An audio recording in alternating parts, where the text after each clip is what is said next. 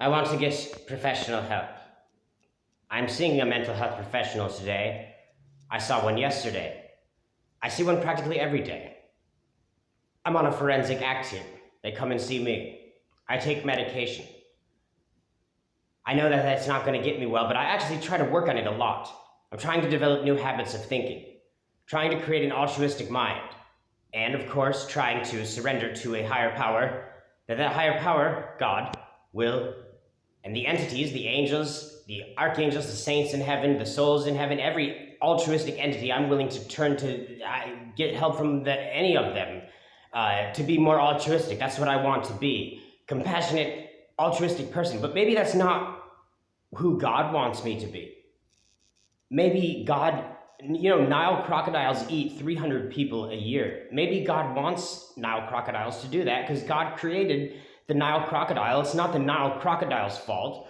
And, it might not be the devil's fault that he does what he does, because if there's an all-knowing, omnipotent God who created the devil, he knew in advance what the devil was going to do and all that other stuff, and he made him anyways. But not just that, if you believe in Christianity, clearly you believe that the people that crucified Jesus Christ were doing the will of God, because Jesus said when it was time to be crucified, this is why I came to the world. Now has the time come for the Son of Man to be glorified.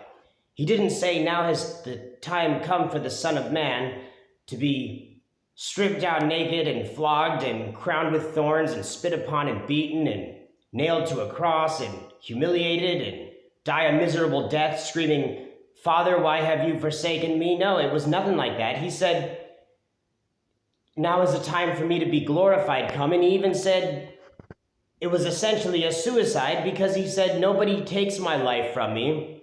I lay it down for humanity on my own. He laid his life down.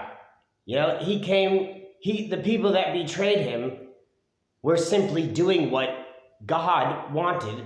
I mean, God commanded Abraham to go sacrifice Isaac, his only son. It was kind of a prefigurement to that. And God wanted his only son to get brutally executed and murdered. So I think, some of the bad things that myself and other people do, I don't want to do those things.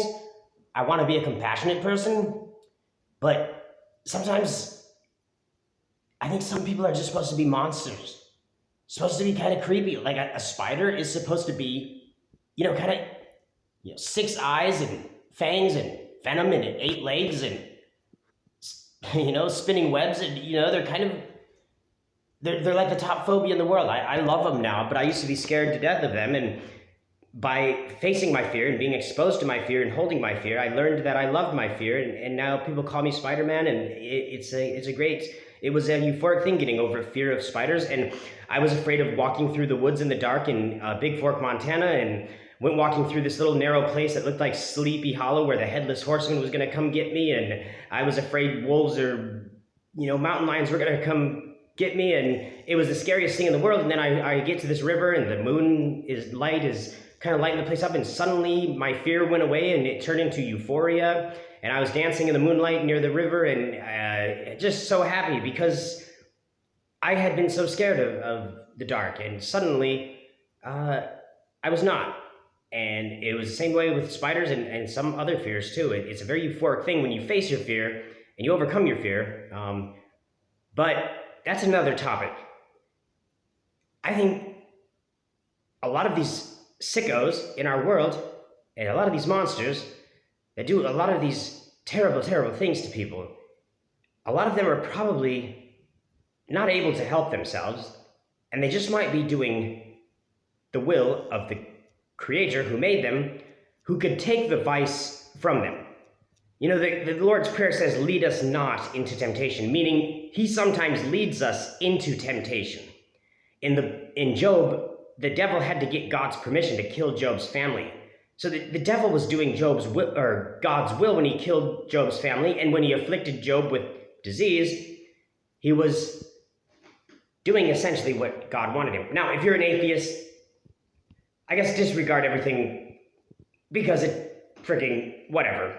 I'll respect you being an atheist. Maybe God is the reason you're an atheist, because God acts like he's not even there, But Yeah, I want to get help. I want to change, and I'm like trying to change habits and trying to like, but it's just not easy. Like, I'll be 100% resolute. I have resolution.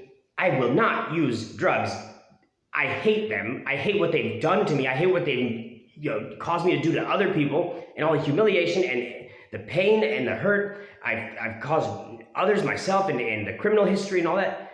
And suddenly, right after being certain I'm not going to use drugs, it's not even a temptation. I hate what they've done. The next day, I'm suddenly high again, wondering what the hell happened, and it just keeps happening over and over again. I don't know how to stop it. I really don't. I'm at a loss. And I look at these people, this world full of monsters and lepers and sickos, and I wonder, can I really judge them? They might have a different vice than me, but is there anybody I can really judge? There's a lot of things I don't act on, fortunately. That's good. Some of them, other people, they're guilty of acting on things that have hurt people a lot worse than I do, but should I can't judge. So maybe God wants me this way, so I'll be humble and not judge people. Maybe if I didn't have all these wounds and mental illness and chemical dependency things, I would be very judgmental, stuck up, and I wouldn't understand people. I don't know. But if you have any advice on how I can get well, do share. God bless you.